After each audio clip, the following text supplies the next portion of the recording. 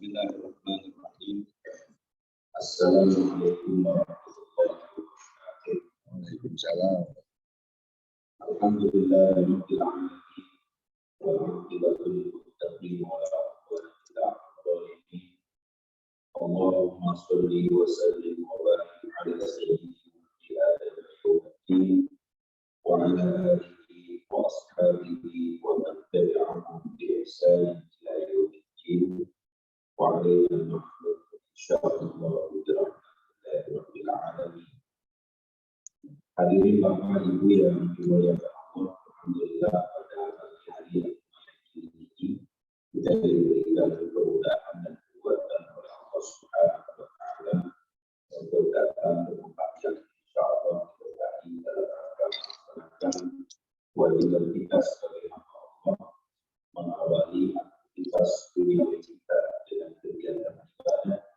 Semoga kehadiran kita di sini Allah Subhanahu wa taala sebagai salah satu asbab yang memudahkan kita semuanya masuk ke dalam surga Allah Subhanahu wa taala. Bapak Ibu yang dimuliakan Allah, saya akan bacakan beberapa kalimat dari kitab Risalatul Mu'awanati wal Mudhaharati wal Mu'azarati lirraghibina minal mu'minina fi suluki thariqil akhirah, atau yang biasa diringkas dengan sebutan Risalah Mu'awanah karya Al-Habib Abdullah bin Alawi bin Muhammad Al-Haddad. Dan di dalam beberapa bagian ini ada materi yang ingin disampaikan. Faslun wa qala al-mu'allif rahimahullahu ta'ala wa adamallahu an-naf'a bihi wa bi barakati 'ulumihi fid dharain amin. Faslun wa 'alaika bis-sidqi wa luzumil wasati min kulli amrin wa khudh minal a'mali ma tutiqul mudawamata 'alaihi. Qala Rasulullah sallallahu alaihi wasallam, ahabbul a'mali ila Allahi adwamuha wa in qalla. Wa qala alaihi salatu wassalam, khudhu minal a'mali ma tutiquna fa inna Allaha la yamallu hatta tamallu. Wa min sya'ni syaitani ay yuzayyina lil muridi fi mabda'i iradatihi al-istikthara min at-ta'ati wal ifrata fiha wa gharduhu min dhalika ay yaruddahu ala aqbihi bitarki fi'lil khairi aslan aw fi'lahu ala ghairil wajhi alladhi yanbaghi la yubalil la'inu bi ayyihima dahahu. Kata Al-Habib Abdullah bin Alwi Al-Haddad, semoga Allah senantiasa melimpahkan rahmat di alam kuburnya. Wa 'alaika bisidqi, berusahalah untuk tetap jujur dan dalam keadaan siddiq sebagai orang-orang yang membenarkan ajaran agama, waluzumil wasati, dan membiasakan sikap pertengahan min kulli amrin, dalam setiap urusan.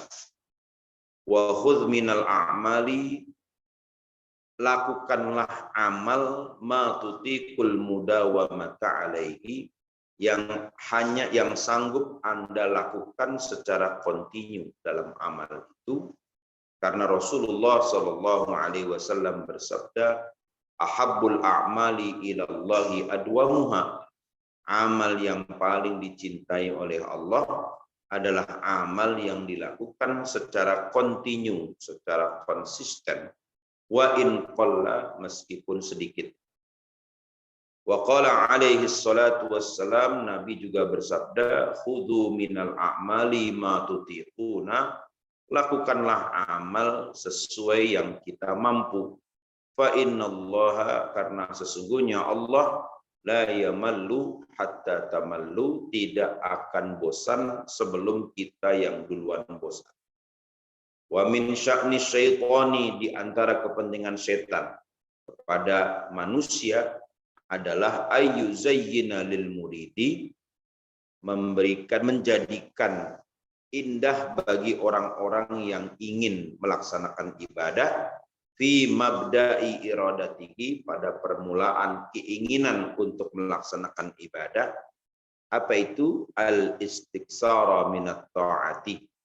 Banyak melakukan amal yang berkaitan dengan ketaatan, wal ifrata fiha, dan berlebih-lebihan dalam melakukan amal.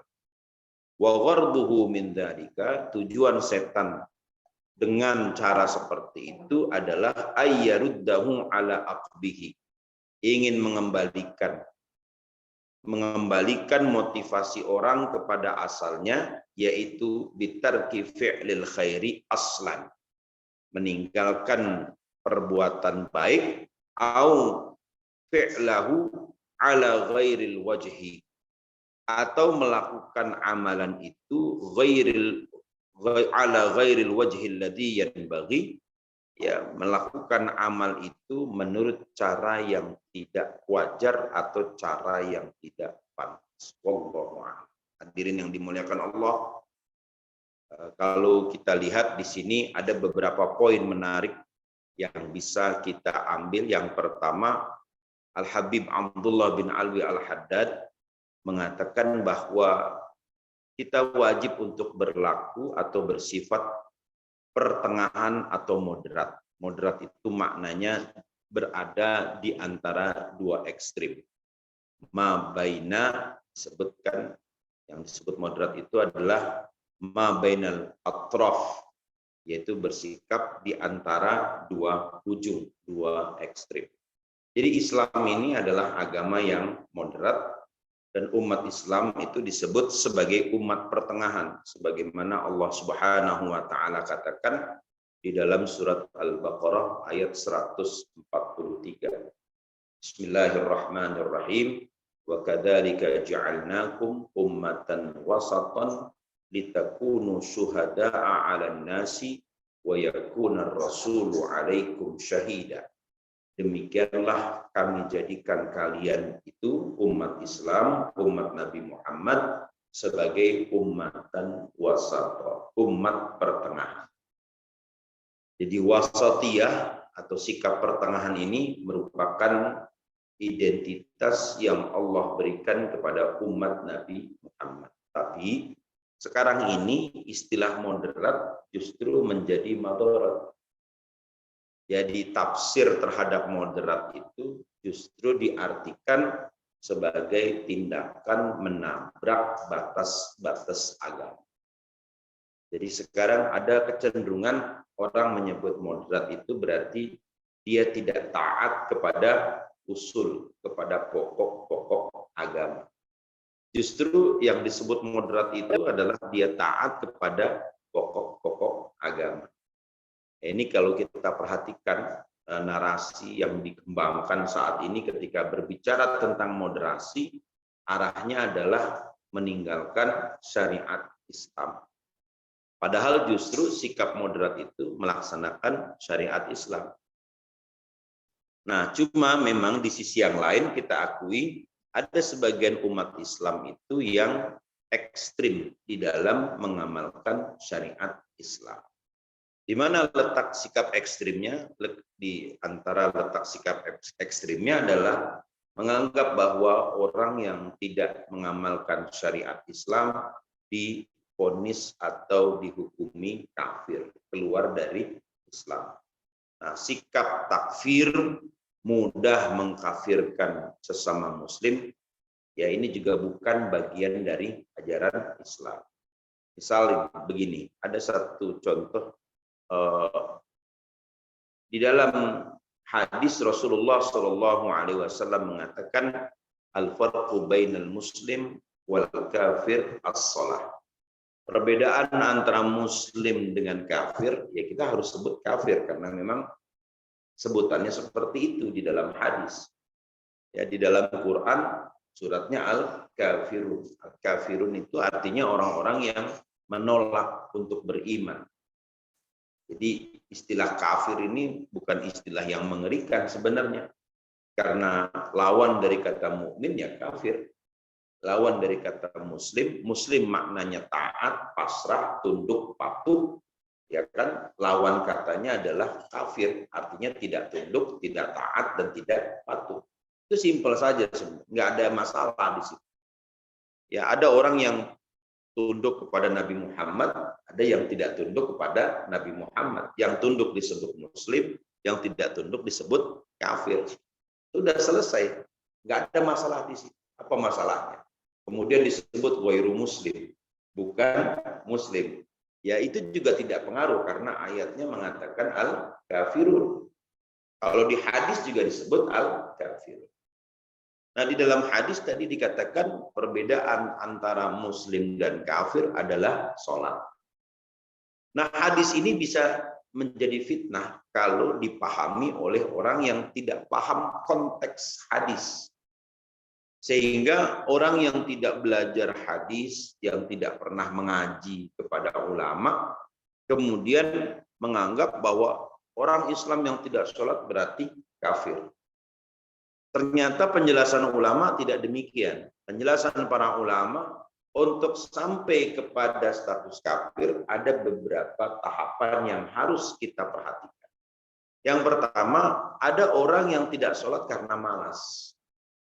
Dia tidak sholat karena malas. Apakah orang yang malas ini kemudian dikatakan kafir? Ini pembahasan fikih. Maka orang yang tidak sholat karena malas, ya tidak bisa dikatakan kafir. Kenapa begitu? Selama dia tidak menentang syariat sholat atau dia tidak menolak bahwa ada perintah sholat. Jadi ada orang yang memang dia tidak menolak perintah sholat. Dia tahu di Quran dikatakan aqimus sholat. Dirikan sholat. Cuma males gitu. Dan ini terjadi pada kalangan remaja, ya kan, bahkan kalangan dewasa.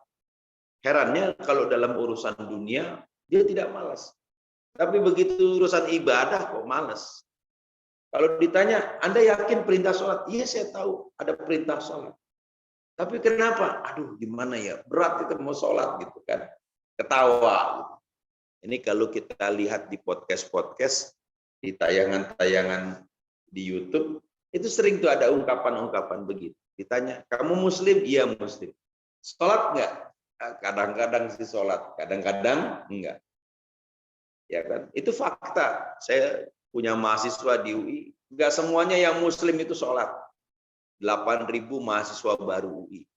Katakanlah yang muslim 80%, berarti 66.400. 6.400 itu kalau kita tanya apakah semuanya sholat, pasti jawabannya yang enggak.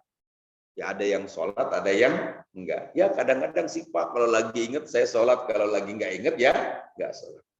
Pertanyaan kita, apakah yang seperti itu kafir? Ya kan? Nah itu. Jadi kalau dia tidak mengatakan bahwa kalau dia tidak menolak ya atau tidak mengingkari perintah sholat, maka statusnya disebut fasik. Artinya muslim yang berdosa. Itu ada muslim yang berdosa seperti itu. Dia tidak mau menjalankan ibadah. Ya kalau kita lihat di satu komplek ini yang nggak sholat subuh kan banyak. Apa semua dianggap kafir? Kan enggak. Kenapa? Karena buktinya kalau sholat Id datang semua. Jawabannya ya andaikan sholat subuhnya jam 7 Pak, kita pasti sholat. Cuma sekarang kan subuhnya 4:03. Ya kan malam habis dari Kemang, dari mana gitu, dari Sentul City apa dari mana gitu kan, pulang jam 1, aduh Pak saya kesiangan, sholat subuhnya jam itu. Nah itu kita masih sebut sebagai muslim. Lalu kategori yang kedua ada yang memang lupa. Dia mau sholat, dia lupa, oh iya Pak saya lupa Pak, kalau saya harus sholat. Jadi ada yang karena malas, ada yang karena lupa, ada itu. Ya kan? Ini kita bicara fikih dulu, belum bicara sampai aspek tasawuf. Kalau sampai aspek tasawuf lebih mengerikan lagi jawabannya. Kenapa? Orang yang tidak sholat itu sebenarnya bukan dia tidak mau sholat, tapi Allah tidak mau melihat wajah. Repot. Ya kan? Orang yang tidak sholat itu sebenarnya bukan dia tidak mau sholat, tapi karena Allah tidak mau ditemui dan Allah tidak mau melihat wajah. Sama halnya seperti ada tamu datang ke rumah kita, kalau kita nggak mau nyambut ya kita nggak mau terima. Kita nggak mau nyambut ya kita nggak mau terima. dia berapa kali panggil-panggil itu kan, ngucapin salam di luar di pagar, kita nggak akan mau bukakan pintu karena kita nggak mau nyambut.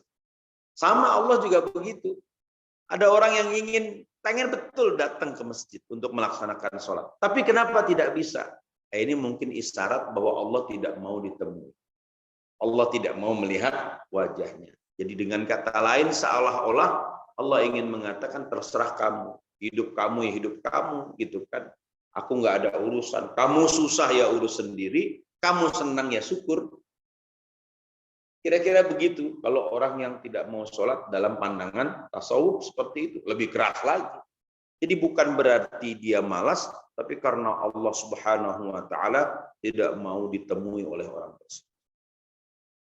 Nah, lalu kemudian level yang ketiga itu barulah level orang yang memang menolak. Dia nggak mau sholat karena memang dia nggak percaya. Apa untungnya orang sholat? Itu lihat orang Cina, dia nggak sholat kaya itu, hartanya triliunan. Kita orang Islam sholat, mana kita orang Islam sholat? Ya kan, ada saudaranya, tetangganya yang susah aja nggak mau bantu, katanya kan. Itulah orang-orang yang sholat kayak begitu. Saya nggak percaya dengan syariat sholat. Misal dia punya anggapan seperti itu. Dia nggak percaya dengan syariat sholat. Dia tidak mau melaksanakan sholat karena dia menentang. Kalau dalam istilah fikih di kitab Sulamut Taufik dikatakan jahidan. Dia menentang. Maka kalau sudah menentang syariat, barulah jatuh status kafir. Status bahwa dia dianggap keluar dari Islam, karena orang yang kafir itu ya dia tidak mau dan menolak semua syariat Islam. Jadi kalau dia masih menerima walaupun dia tidak melakukan, maka tidak bisa dikatakan sebagai kafir. Jadi hadis Nabi tadi itu harus dicerna ya, dengan pertimbangan yang matang, bahwa konteks pada masa itu Rasulullah SAW menjadikan sholat sebagai identitas orang itu muslim atau bukan. Kenapa patokannya begitu? Ya karena Nabi langsung yang minta. Kalau orang yang menolak Nabi ya jelas kafir pada masa itu. Orang yang menolak Nabi ya itu kafir. Orang yang menerima Nabi pasti muslim. Karena jelas Nabinya ada, hadir Nabinya. Karena itu pada disebutkan bahwa masa yang terbaik adalah masa di mana Nabi hidup, karena orang yang beriman kepada Nabi, mengucapkan syahadat di hadapan Nabi, dia mendapatkan keberkahan langsung dari Allah Subhanahu wa Ta'ala. Enaknya begitu kalau hidup pada masa Nabi. Maka pada masa Nabi nggak ada tahlilan. Kenapa nggak ada tahlilan? Ya orang meninggal, Nabi sholatin, udah pasti diampuni jenazahnya. Buat apa ada tahlilan lagi? Zaman Nabi nggak ada tahlilan. Ya iya nggak ada tahlilan karena rahmatnya ada. Siapa rahmatnya? Ya Nabi itu. Kalau ada orang meninggal, jenazahnya disolatin Nabi, maka faqad ghufira lahu, diampuni itu jenazah tersebut karena disolati oleh Nabi. Itu kecuali orang-orang munafik ya, kecuali Abdullah bin Ubay. Kalau ada orang meninggal didoakan oleh Nabi, apa iya doa Nabi kepada umatnya tidak dikabulkan? Pasti dikabulkan. Ya, maka pernah dalam hadis riwayat Bukhari, Rasulullah Shallallahu Alaihi Wasallam pernah melintasi komplek pemakaman. Ketika lewat dua makam, Nabi langsung nunjuk dua makam itu. Innahuma yu'adzabani wa ma yu'adzabani min kabirin. Ini lagi disiksa nih dua orang ini. Ini dua orang ini lagi disiksa. Ini kan ada makam di sini. Coba kalau kita bisa dengar siksa kubur. Nggak ada yang sholat Pak di sini. Ya kan, orang Indonesia kan begitu. Begitu dengar siksa kubur dianggap angker. Akhirnya nggak ada yang datang. Nanti yang datang itu adalah tim pemburu hantu. Langsung dibikin konten. Kan gitu. Misteri makam sebelah Masjid Al-Fauzi. Wah, ramai itu Pak. Jadi cerita sendiri. Jadi Nabi ketika melintasi makam, Nabi ngomong kepada para sahabat, innahuma yu'adzabani wa ma yu'adzabani min kabirin. Ini disiksa ini dua orang ini. Tapi mereka disiksa bukan karena dosa besar. Ya Allah. Kan mengerikan. Ini disiksa bukan karena dosa besar. Kata Rasulullah, yang satu itu disiksa min ajlin namimah, karena dia suka ngadu domba, ya kan, memprovokasi. Maka profesi buzzer ini mengerikan, ya kan, karena buzzer itu ancamannya adalah siksa kubur. Nanti lihat aja sakaratul mautnya itu buzzer. Mudah-mudahan kita dipanjangkan umur, bisa tahu itu bagaimana buzzer itu meninggal sakaratul maut. Itu suka ngadu domba itu disiksa itu di kubur, kata Nabi. Ini suka disebut yamshi ala namimatin, suka kesana kemari ngadu domba. Orang Bugis bilang beli belah, ya kan, suka jual omongan kesana kemari. Lalu kemudian yang satu, wa ammal akhir, yang satu ini kata Nabi, faqad yu'adzabu min baulin, disiksa karena kencing.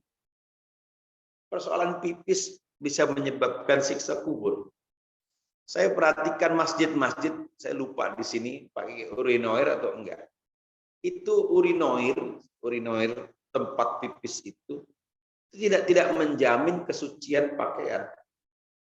Karena kencing berdiri, kan kencing itu harusnya jongkok. Itu saran dari Rasulullah Shallallahu Alaihi Wasallam. Banyak masjid, terutama di perkantoran, pakai urinoir, apalagi urinoirnya yang modelnya pakai sensor. Begitu mundur baru keluar air. Nah, ini kan netes itu pipisnya. Ini perkara sederhana dalam agama. Orang ngomong agama itu sampai pemikiran. Oh, bagaimana pemikiran Islam masa depan? Bagaimana Islam punya kontribusi peradaban? Sholatnya aja masih nggak sah. Kenapa? Karena masih ada air kencing. Maka berapa banyak sholat yang kita lakukan itu tidak sah karena air kencing itu menetes di pakaian. Ini kalau kita perhatikan, ya kan, kita sholat di kantor, kan pertanyaannya, sah nggak sholat kita?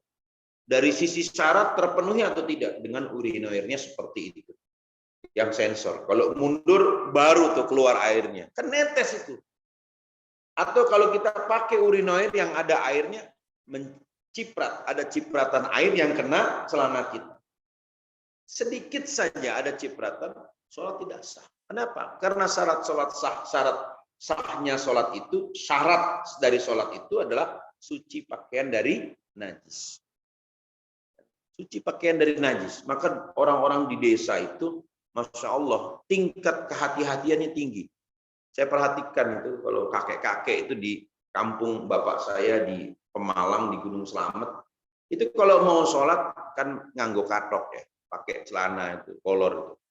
Itu biasanya dilepas itu, kolornya itu ditaruh di pinggir musola, di pojok musola atau di bawah beduk. Yang saya heran, kok nggak ketuker gitu. Kan semuanya keluarin gitu. Kalau masuk masjid itu langsung lempar pojok gitu kan. Sholat itu. Kenapa? Khawatir ada najis. Sehingga dilepaskan itu celana yang habis dipakai di sawah. Tapi kadang-kadang anak-anak iseng. Itu kolornya diumpetin. Ya, sehingga saya pernah dulu umur 13 tahun waktu SMP. Itu begitu ada simbah yang lucu gitu orangnya itu lagi sholat tak umpetin gitu kan. Saya masukin ke beduk. Begitu selesai sholat dia nyari. Kayaknya mendi kan gitu kan. Mikinin kene kan gitu kan. Di mana celana kolor saya? Tadi malam saya taruh di sini kok hilang. Tapi itu menunjukkan kehati-hatian dalam beribadah. Kenapa? Jangan sampai sholat saya ditolak hanya karena ada najis menetes.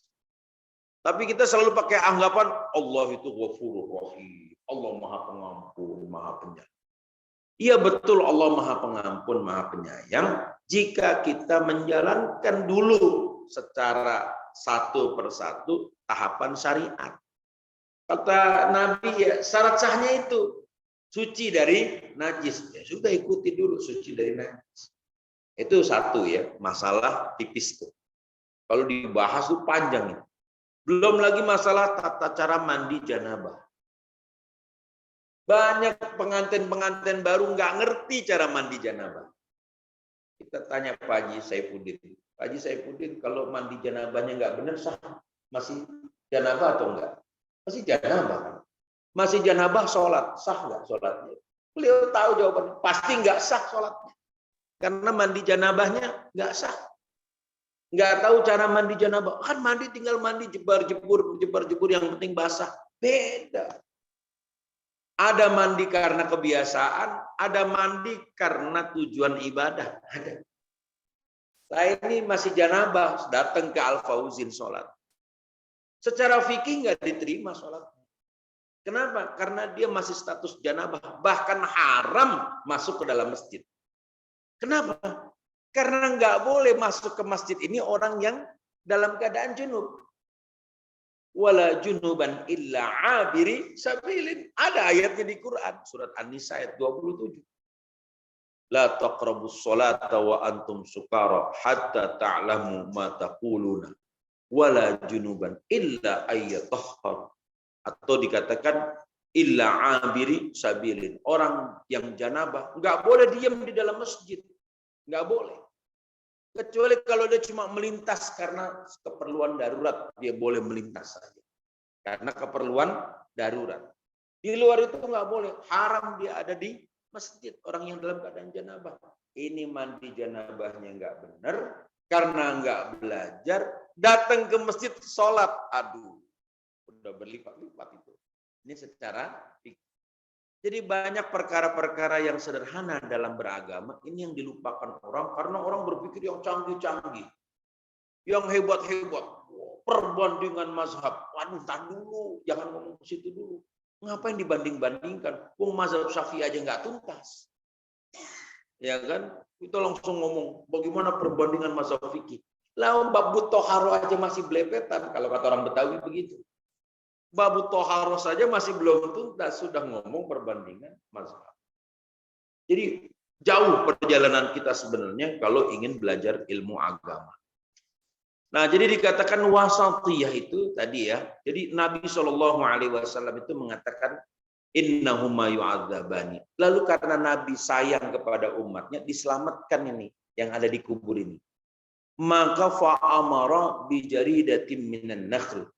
Lalu Nabi minta supaya ada sahabat ambil pelepah daun kurma. Dibelah pelepah daun kurma itu, kemudian ditancap ke dua makam itu. Nabi mengatakan bahwa selama pelepah daun kurma ini basah, maka dia akan mendapatkan syafaat diringankan dari siksa kubur. Kenapa begitu? Kaitannya dengan surat Al-Isra ayat 44 atau 47. Ya, Allah Subhanahu wa taala berfirman, "Wa in min syai'in illa yusabbihu bihamdihi walakin la tafqahuna tasbihahu."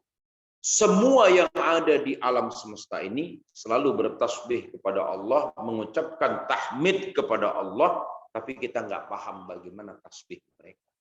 Pohon itu tasbih. Dia bertasbih pohon itu. Kita nggak ngerti bagaimana tasbih mereka. Nah, lalu kemudian yang kedua, bahwa tasbih makhluk itu atau amalan yang dilakukan oleh makhluk itu memberi manfaat buat makhluk yang lain. Maka di dalam hadis itu Nabi SAW mengatakan selama pelepah daun kurma ini basah, maka diringankan dosa atau siksa dari orang yang ada di dalam kubur tadi. Dari situ kemudian muncul tradisi menabur kembang. Ya kan? Kias dari menaruh pelepah kurma. Karena di Indonesia ini nggak banyak pohon kurma dan nggak ada pohon kurma. Ya kalau sekarang ada karena dibawa bibitnya. Dulu tidak ada, akhirnya pakai kembang. Kembang itu ditabur di makam. Mudah-mudahan selama kembangnya basah, ini orang yang ada di makam, orang yang dimakamkan ini diringankan siksanya oleh Allah Subhanahu wa taala sebab tasbih dari kembang itu. Jadi selama dia basah berarti selama dia masih hidup kembang itu. Kalau dia sudah kering berarti mati. Nah, ini menunjukkan rahmat Nabi kepada umatnya. Jadi Nabi itu nggak mau umatnya disiksa. Maka Nabi bilang mudah-mudahan dia diringankan siksanya. Jadi kalau pada masa Nabi nggak ada tahlilan, ya karena Nabi itu adalah sumber dari rahmat. Jadi orang itu didoakan Nabi, ya diampuni dosanya. Kalau sekarang Nabi udah nggak ada, gimana? Ya kita doakan rame-rame, datang ke rumahnya. Mudah-mudahan dengan bacaan Quran kita, dengan doa yang kita baca, Allah Subhanahu wa taala turunkan syafaat pertolongan bagi orang yang sudah meninggal dunia. Nah, itu kira-kira pemahaman fikihnya seperti itu. Jadi kembali lagi tadi makna wasatiyah atau makna moderat itu berkaitan dengan istiqomah. Al-wasatiyatu tunasibu bil istiqomah. Sikap pertengahan itu ya harus dia sejalan berkaitan dengan sikap istiqomah. Istiqomah itu maknanya konsisten melakukan amal. Orang Depok mengartikan istiqomah itu ada dua. Ada istiqomah maknanya konsisten, ini kata orang Depok. Ada istiqomah yang kedua maknanya ikatan suami takut istri kalau di rumah. Itu namanya istiqomah. Jadi istiqomah yang kedua ini biasanya kalau di masjid ngomong poligami kenceng, berani dia. Wah, ini Pak ini berani dia mau kawin lagi. Wah, kan gitu kan. Tapi kalau di rumah enggak Bu, tadi cuma bercanda Bu, kan itu bercanda aja, bukan Bapak sih nggak punya niat begitu. Nah, itu istiqomah yang kedua, ikatan suami takut istri kalau di rumah. Jadi itu makna istiqomahnya. Nah, dikatakan wa khudz minal a'mali ma tutiqul mudawamata alaihi. Lakukanlah amal yang Anda sanggup untuk lakukan secara kontinu.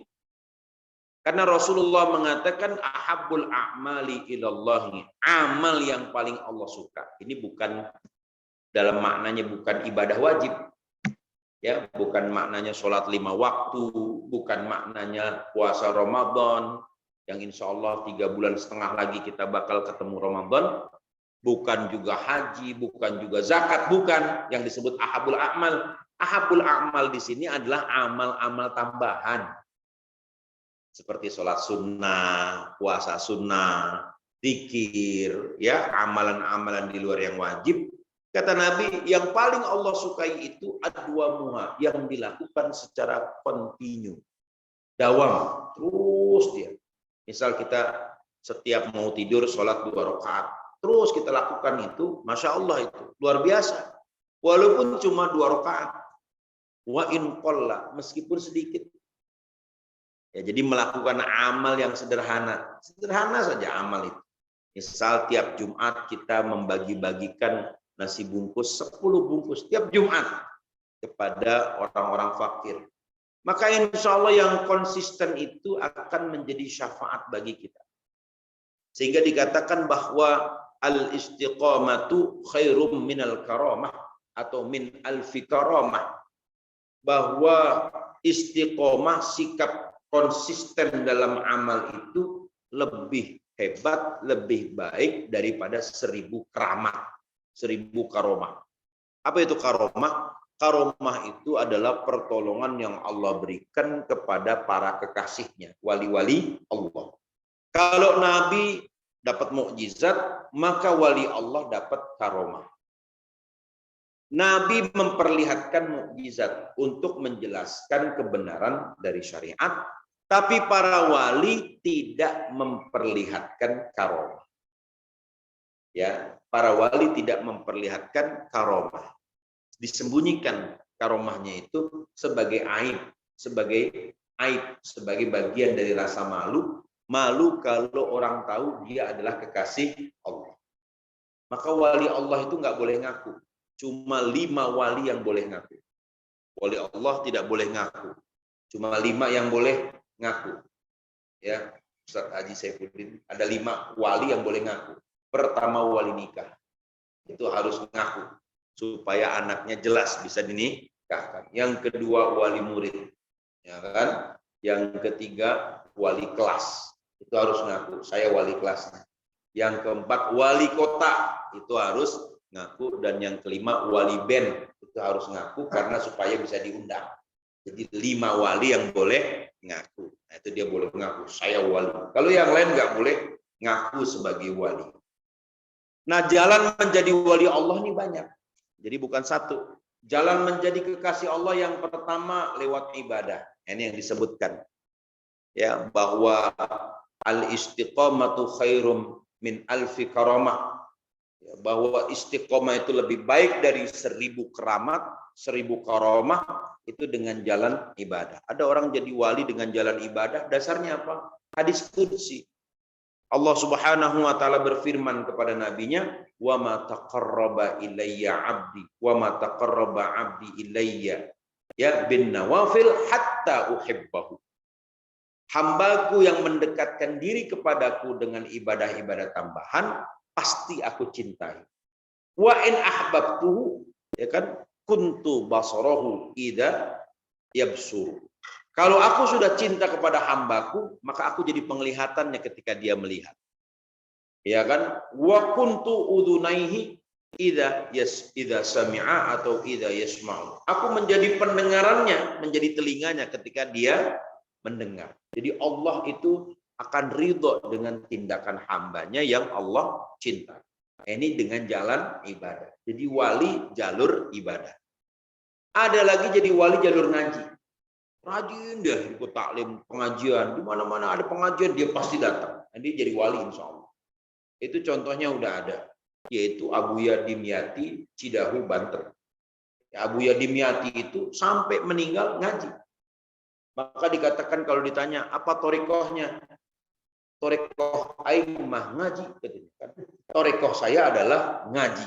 Guru Ijai, ya kan? Itu torikohnya ngaji. Torikohnya ngaji. Jadi ya ngaji dari muda sampai tua ngaji. Cinta kepada ilmu. Jadi cinta kepada ilmu itu menjadi jalan orang menjadi waliullah. Imam Nawawi itu torikohnya ngaji. Sampai meninggal ngaji. Istiqomah itu kan ngaji terus kan. Jadi banyak orang yang menjadi wali Allah itu dengan jalan ngaji, dengan taklim. Ramadan dia ngaji 1 bulan ke pesantren, pokoknya ngaji baca kitab. Ya kan, ngaji terus. Ada orang yang hidupnya habis untuk mengaji. Dia jadi wali Allah. Ada orang jadi wali dengan jalur dakwah. Dia berdakwah. Kemana saja dia pergi ngajak orang untuk sholat, ngajak orang untuk ibadah. Maka Allah jadikan dia sebagai wali. Ada orang jadi wali jalur istri. Nah, ini yang bapaknya nggak tahu nih. Jadi wali jalur istri. Nah, ibu-ibu ini bikin suami jadi wali Allah. Ya kan? Ya, gimana ceritanya? Di Yaman dulu ada seorang wali besar namanya Syekh Abdurrahman Bahal Jaban di Tarim.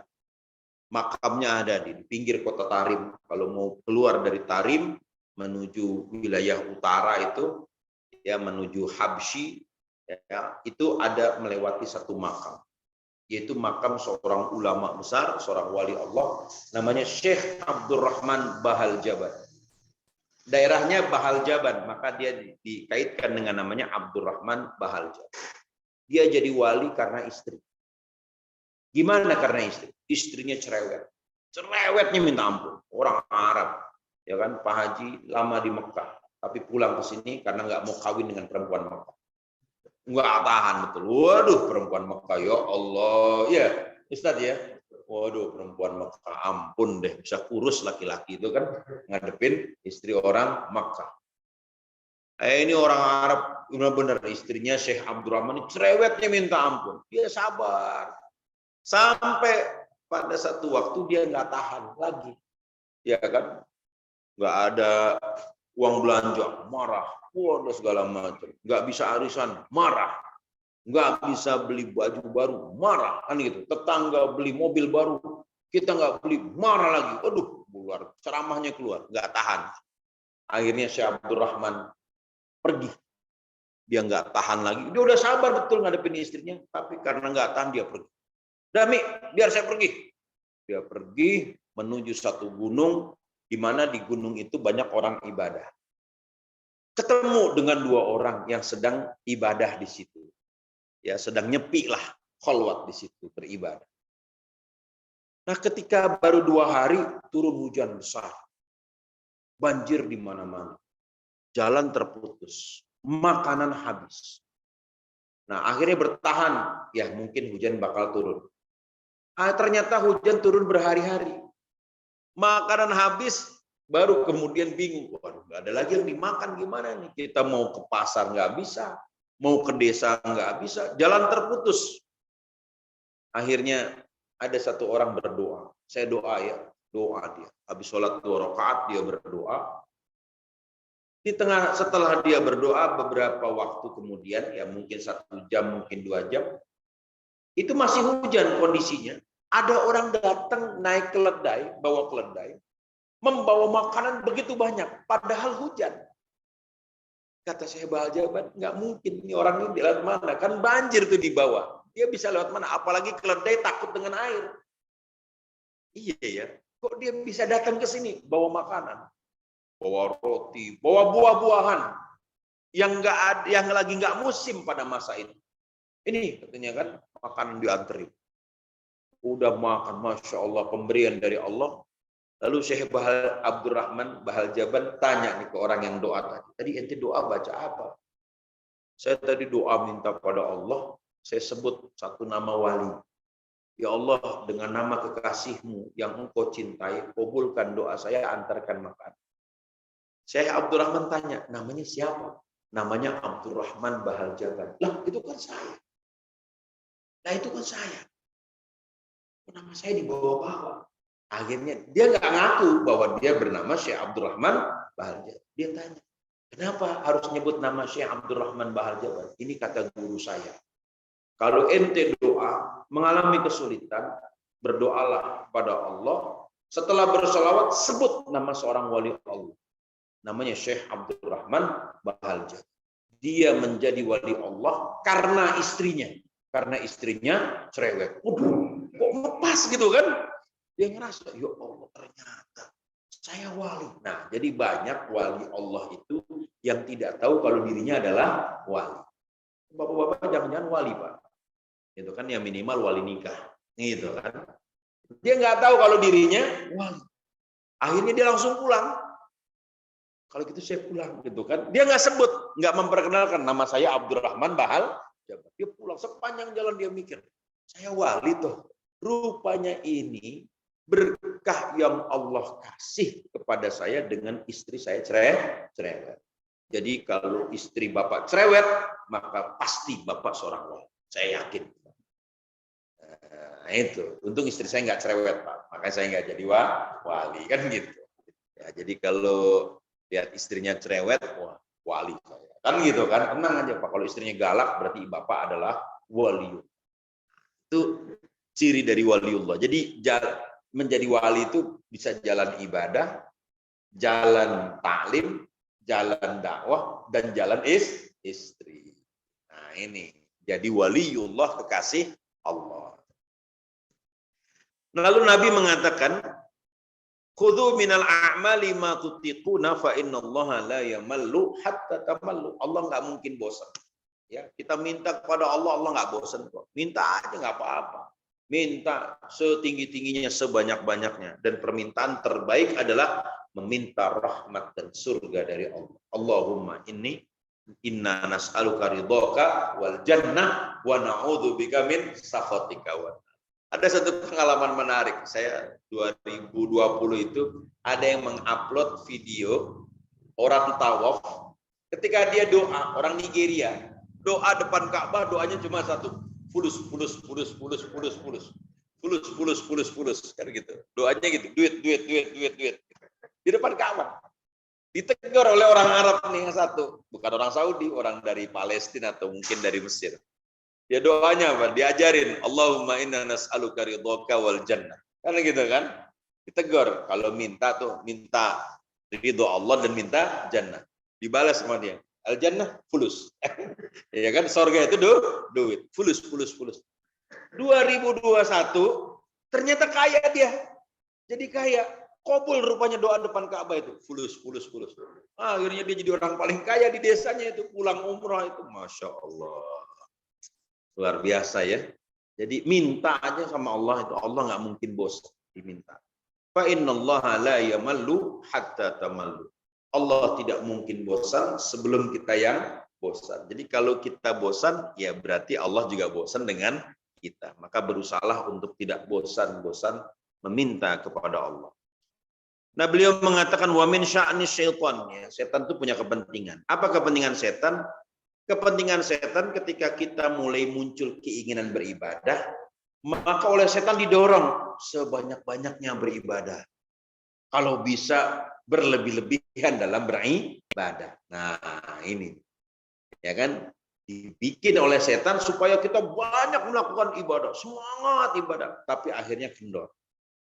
Maka Rasulullah Shallallahu Alaihi Wasallam pernah mengatakan kepada seorang sahabat, jangan kamu seperti si Fulan. Dulu dia rajin sholat malam, sekarang dia tinggalkan sholat malam.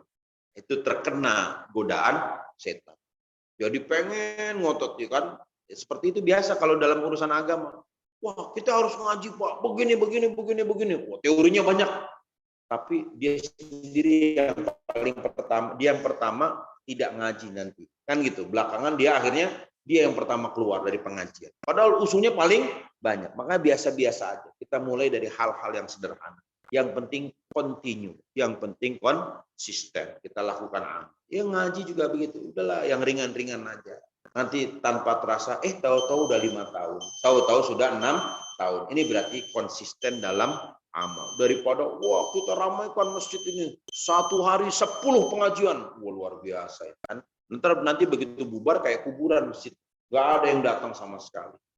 Jadi dimulai dari hal-hal yang sederhana karena Rasulullah Shallallahu Alaihi Wasallam selalu memulai amal yang selalu memulai amal dari yang sederhana yang mampu dilakukan. Jadi Nabi itu menyampaikan ayat kepada para sahabat nggak banyak-banyak, 10 ayat.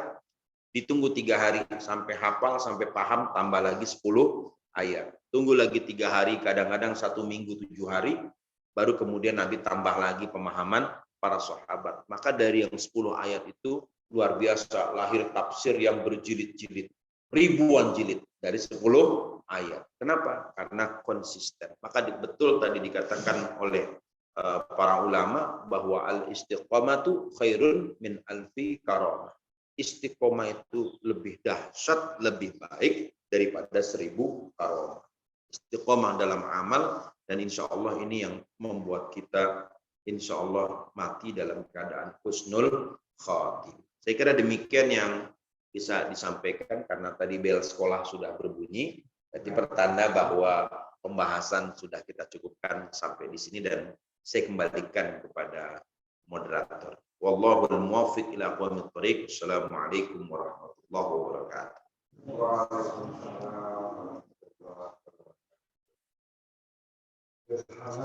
Dalam ibadah dan sekali apa yang disampaikan oleh Ustaz mengutip apa yang ada di dalam salah awalnya oleh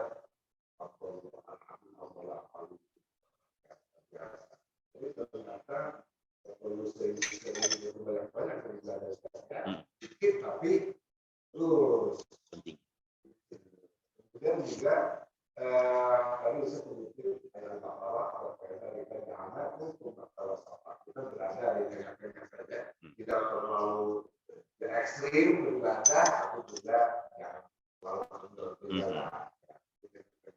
Jadi kalau nggak salah ada apa hadis apa? Ya hadis. Hadis ya. Jadi sebaik berarti sesuatu itu adanya di tengah.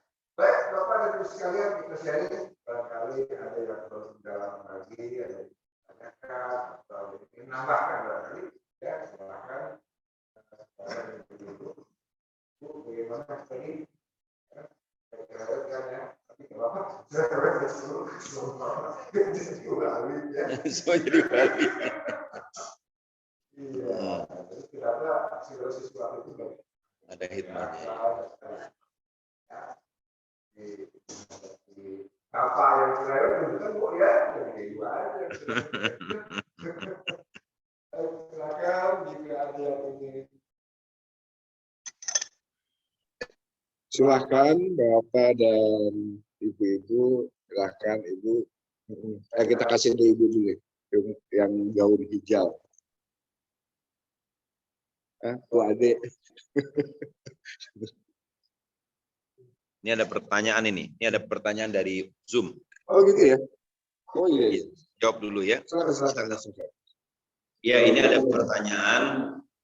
Bolehkah beramal karena mengharapkan pahala? Karena beberapa orang dari kalangan sufi mengatakan bahwa amal ibadah yang dilakukan karena mengharapkan pahala, apalagi karena takut mendapatkan siksa jika meninggalkannya, menunjukkan rendahnya kualitas amal seseorang. Pertanyaan kedua, apa yang menyebabkan amal ibadah menjadi sia-sia? Ya, jadi beramal itu pasti dapat balasan. Itu sudah pasti. Karena rumusannya di dalam Quran, hal jazaa'ul ihsan illal ihsan, surat Ar-Rahman, Allah Subhanahu wa taala berfirman, bukankah balasan dari kebaikan itu adalah kebaikan. Sudah pasti orang yang beramal pasti dapat pahala, itu rumusannya. Cuma dalam pandangan tasawuf, mereka meningkatkan standar lagi dalam amal. Jadi standar tasawuf itu kan ikhlas. Ikhlas itu berbuat tanpa batas dan berbuat tanpa mengharapkan balasan. Maka ada istilah ikhlas tanpa batas. Jadi orang-orang tasawuf ini beramal ya sebenarnya nggak mengharapkan balasan, tidak mengharapkan pujian. Yang diharapkan apa? Yang diharapkan adalah cinta. Kalau sudah cinta, apa saja pasti dikasih. Ya, ini pemahaman tasawuf. Ya, sehingga dalam pandangan tasawuf ini tertutup ini, Mas Angga. Tertutup ini. Jadi dalam pandangan tasawuf, amal itu ya seharusnya dasarnya ridho. Ridho itu rela. Dasar dari amal itu adalah ridho, kerelaan. Maka ada satu istilah ada satu syair yang disampaikan, ilahi lastu lil firdausi ahla wala aqwa 'alan naril jahim. Fa innaka apalagi ilahi lastu lil firdausi ahla wala aqwa 'alan naril jahim. Satu lagi apa itu? Syairnya Abu Nawas itu. Ya ilahi lastu lil firdausi ahla. Ya Allah, aku ini tidak pantas menjadi penduduk surga. Wala aqwa 'alan naril jahim. Ya, tapi saya juga tidak sanggup untuk berada di dalam neraka jahanam. Terus kemudian apa namanya? Dunubi.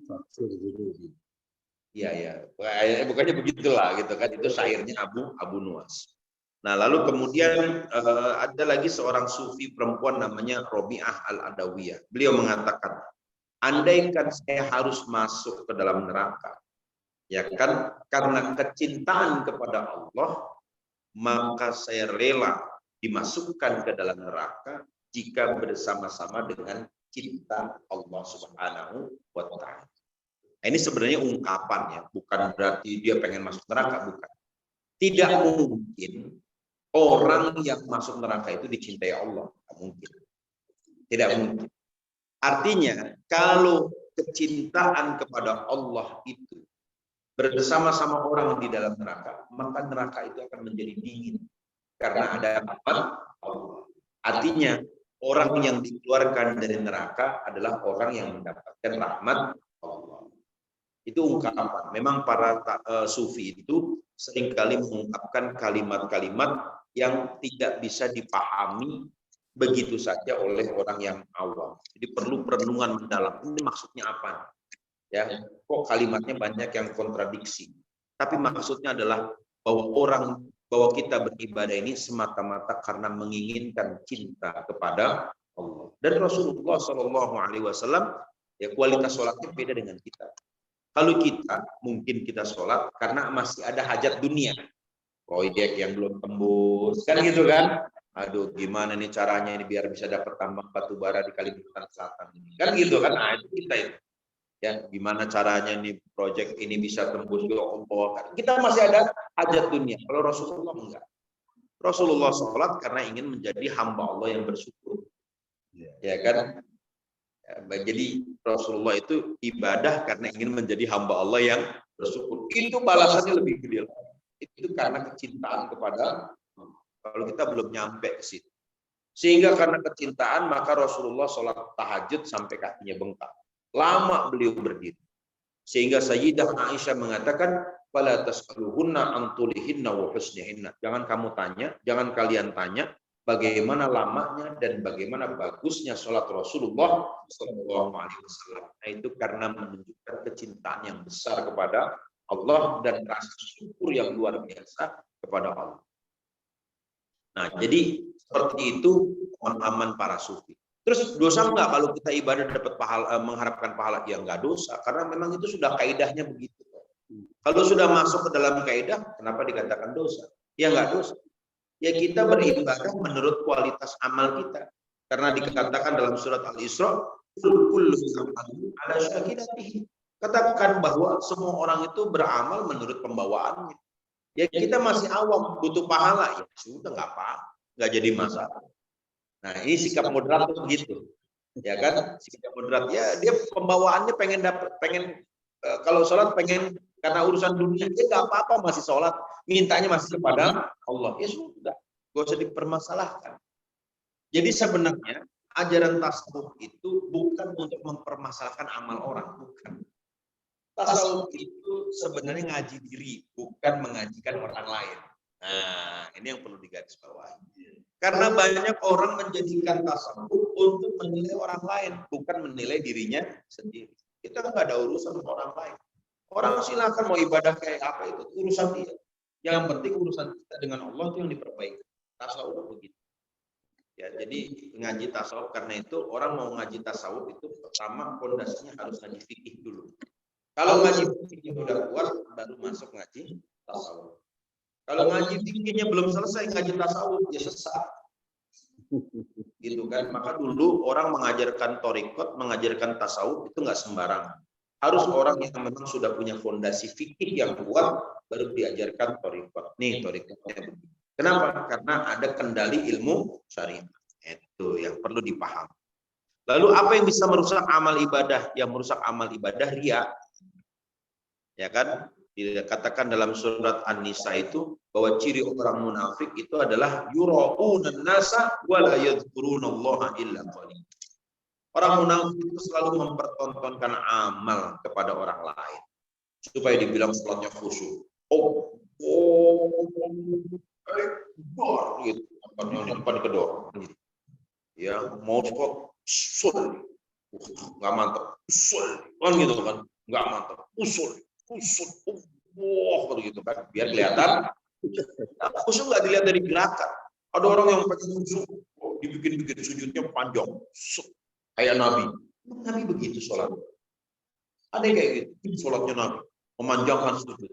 Itu namanya habisin jatah, bukan memanjangkan sujud, habisin jatah.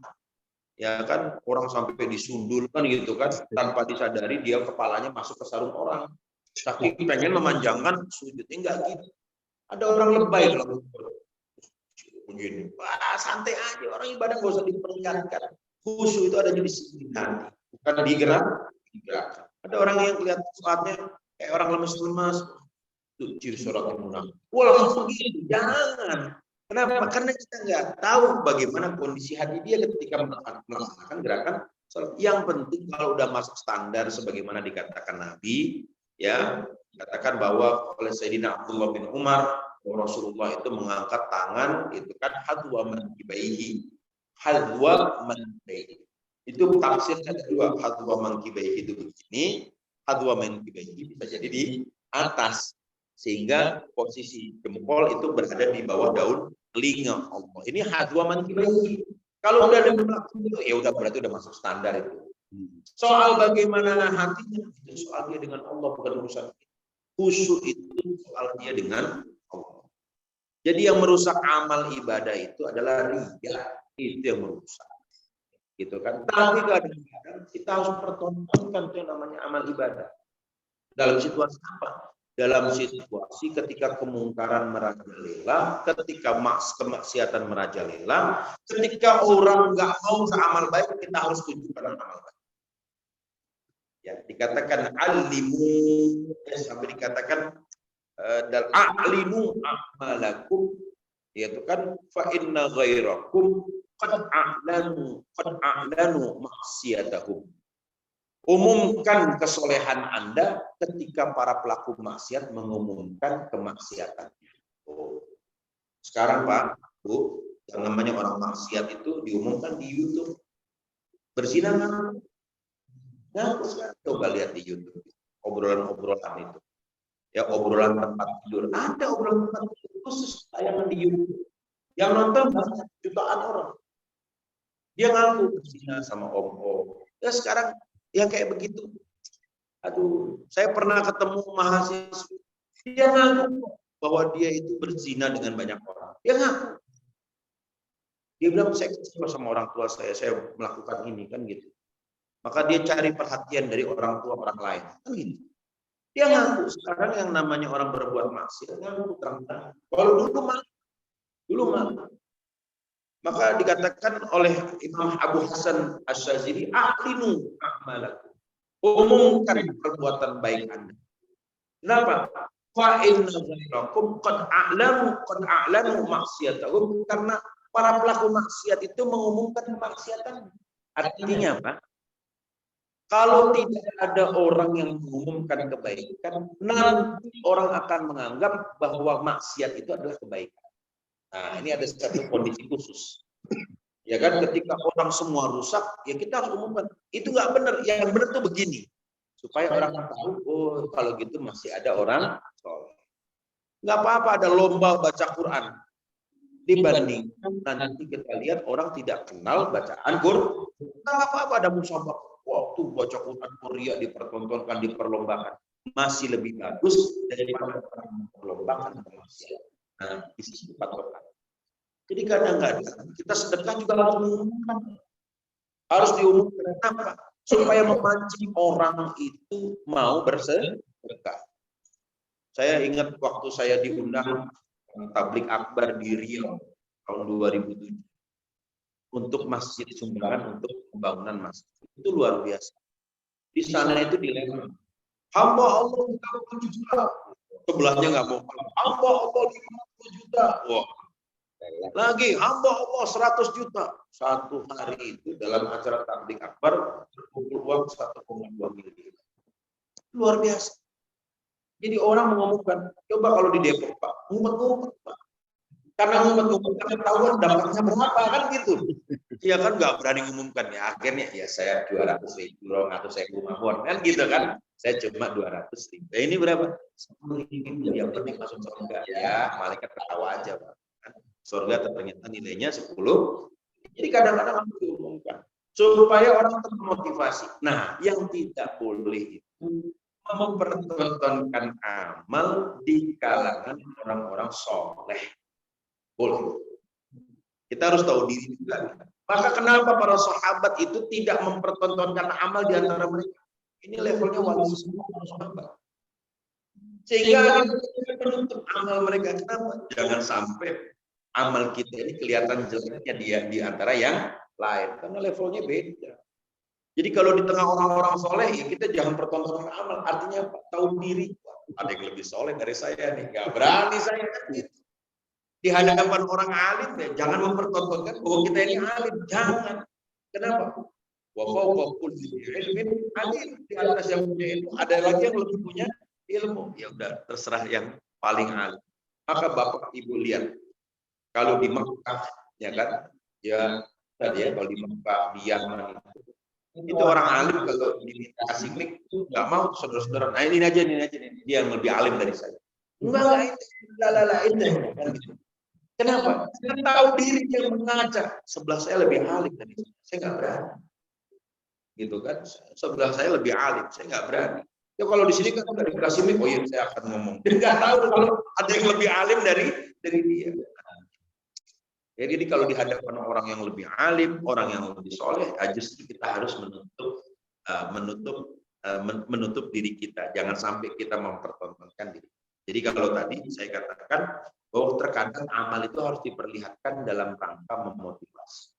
Dalam rangka memotivasi. Tapi kalau orang sudah termotivasi, ya sudah, nggak usah diperlihatkan lagi. Ya kan, kalau semua yang dihadapi orang dermawan, semua orang sakho, ya udah nggak usah diumumkan, oh ini sedekahnya segini, ini sedekahnya terus. Kenapa? Semua pasti dermawan. Tapi kalau satu kampung ini jamaah yang bakhil, bukhola, jamaah bakhil, ya harus diumumkan untuk menggugah orang supaya mau termotivasi dalam beramal. Kira-kira begitu Yang merusak amal adalah riya, mempertontonkan amal. Baik, terima kasih Ustaz. Terima kasih juga kepada yang bertanya. Saya rasa kita masih normatif Ustaz ya. Kalau normatif ya kita masjid biar dapat pahala gitu kan. Kita ngaji malam ini biar besok insya Allah dapat rezeki ya kan. Itu normatif kita. Kalau tasawuf lain lagi. Lain lagi, babnya beda. Baik, terima kasih. Saya rasa waktu juga Ya. yang membatasi kita. Insya Allah kita akan ketemu lagi di bulan depan sama Ustaz ya. Tetap risalatul mawanya Ustaz ya, kelanjutannya. Ini bagus kalau diikuti terus ini. Juga Bapak dan Ibu terima kasih atas kehadiran bersama-sama. Karena waktu juga yang memisahkan kita, dan silakan Ustaz untuk mengakhiri acara kita dengan doa dulu. Mari Bapak Ibu yang dimuliakan Allah, kita ambil keberkahan pertemuan ini dengan berdoa. Semoga Allah Subhanahu wa Ta'ala senantiasa menimpakan berkah dan rahmatnya kepada kita semua. Bismillahirrahmanirrahim. Alhamdulillahirabbil alamin. Allahumma shalli ala sayyidina Muhammad wa ala ali sayyidina Muhammad. Rabbana ighfir lana wa liwalidina warhamhum kama rabbawna shighara. Rabbana ij'alna muqimis shalah wa min dhurriyyatina wa taqabbal du'a. اللهم انفعنا بما علمتنا وعلمنا علما ينفعنا ونعوذ بك من علم لا ينفعنا. اللهم اهدنا بهداك واجعلنا ممن يسارع في رضاك ولا تولنا وليا سواك ولا تجعلنا ممن خلف امرك وعصاك. حسبنا الله ونعم الوكيل نعم المولى ونعم النصير. صلى الله على سيدنا محمد وعلى آله وصحبه وسلم. والحمد لله رب العالمين. Assalamualaikum warahmatullahi wabarakatuh. Dengan doa tadi maka berakhir pula kajian kita pada pagi hari ini, dan silakan bagi yang ingin melakukan salat syuruk. Setelah itu ada hidangan dari hamba Allah berupa kacang hijau dan roti. Nih, sekarang kita umumkan Ustaz ya. Mudah-mudahan bulan depan lebih dari itu kan. Baik, terima kasih. Assalamualaikum warahmatullahi wabarakatuh.